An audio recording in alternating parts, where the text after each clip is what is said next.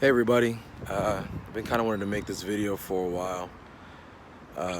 Just wanted to clear things up or just let everybody know exactly what's going on with me.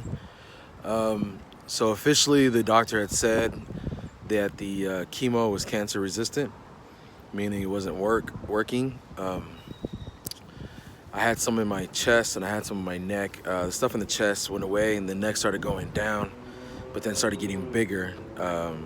So we went halfway through it, which was 8 sessions, once every 3 weeks. And he just called it quits. So the next step is Monday, November 12th. I will start radiation. I will do it for 3 weeks. I will do it for Monday through Friday, 3 weeks. The doctor still hasn't decided whether she just wants to do the right side of my neck or do everywhere I've gotten cancer these past 3 times. So my suggestion to her, or my comment was if she could please do it everywhere.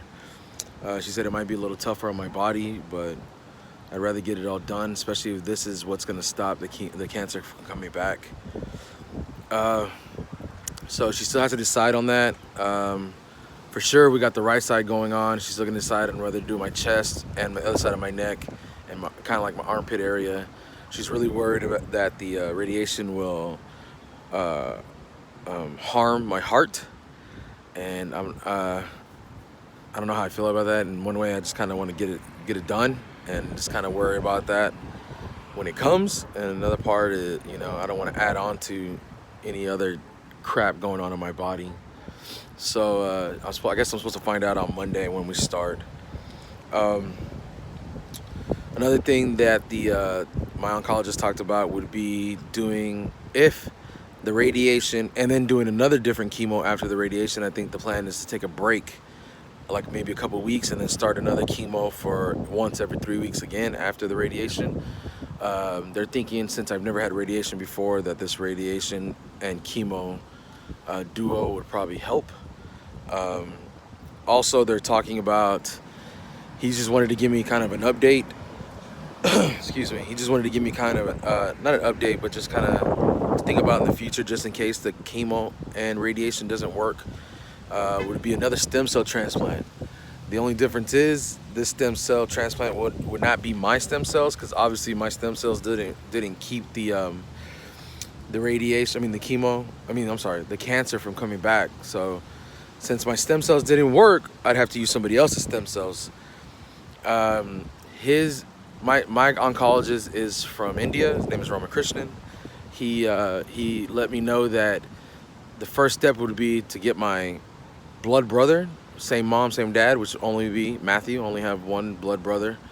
And if he's not a match, which is between 20 to 25%, if he's not a match, then we would go to the registry. So he wanted to let me know, as a Latin person and him being an Indian person, it's very hard to find people on the registry, because for some reason people are scared, or they just don't know and they don't put themselves on the registry. He said if I was white, I'd probably find somebody as a match, for a match, pretty fast, because Caucasian people, white people like to put themselves, they do that very often. Not only do they get blood, but they put themselves on the registry very often. The next step, just to be proactive, would be test my brother. It's just I think a blood draw or a cheek swab. I'm not sure which one he did. So he got that done a couple weeks ago. I got a call from him about maybe 30 minutes ago, and he wanted to call and let me know that he is not a match. He's just not a match for me. Our stem cells wouldn't match. It's basically kind of this, I don't know exactly what they're testing, other than to see, I know they want to test, it's kind of like getting somebody else's organ, and we got to make sure everything matches. I'm not sure blood type, or I don't know if it's blood type or stem cells, but if it doesn't match, my body will reject it, and I'm at a greater risk anyways. Even if this person is a match, whether it's my brother or not, that my body would reject it either way. So we just found out my brother's not a match. So the next thing is we go on the registry. If you're watching this video, I would beg you, urge you, whatever word you want to use, I humbly come before you, and I would ask you to go to bethematch.org and put yourself on the registry. I know my church, Centro, I was talking to my cousin Deborah, and she was talking about setting something up to where we will have the bus come up and I guess do a blood test, take blood or cheek swab, and just put everybody that wants to be there at the church or everybody that wants to show up that day, putting themselves on the registry, not just for me, but for other people that need this life-saving procedure. So like I said, we're praying and we're believing in God for a miracle. And we're also praying that this radiation and this new chemo would work. But if it doesn't, God is in control. And if it doesn't, we move forward. We go to a stem cell. I'm not gonna lie to you. I'm scared to do that because I've done it once, and my comment to the doctor was, I don't know if I want to do a stem cell transplant.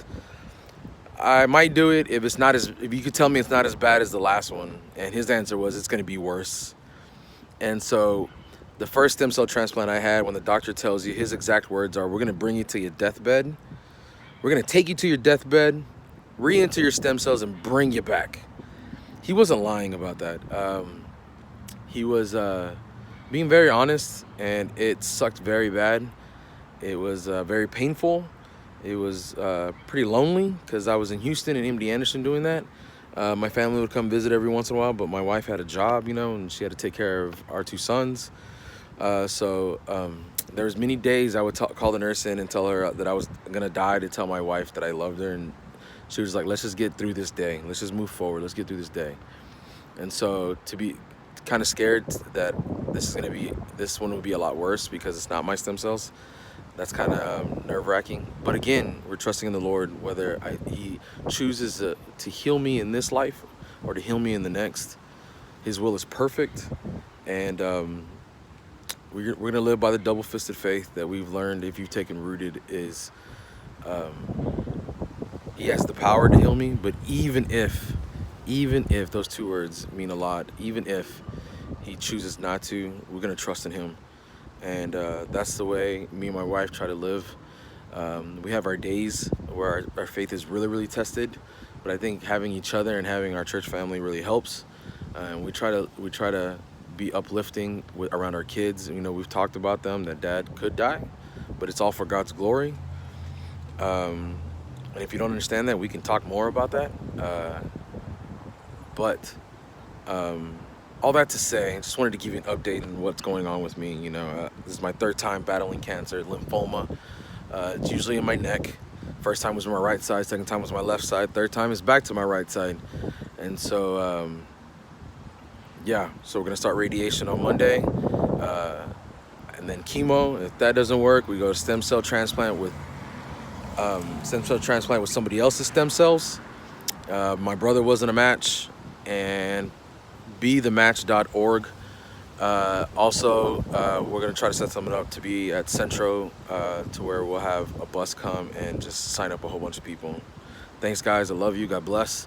If you could, please pray for me and my family, especially my wife. I tell people all the time, I just sit there and let them put the poison inside me, basically, to kill the poison. But my wife has to deal with my attitude changes. My wife has to deal with me feeling sick. My wife has to deal with me not wanting to get out of bed, and she has to take care of our two wonderful children, two wonderful boys. So for me, it's hard, but I don't see how mine is any harder than my wife's. She has been amazing in all this. So if you can keep her in your prayers and keep my boys in their prayers, that they will not cry, they will not be down, that this will be a joyful time. This will be a time that we'll just rejoice and we'll praise the Lord for everything that he's given us, and praise the Lord for the blessings that he's given us. So love you guys. God bless. Thanks. Bye.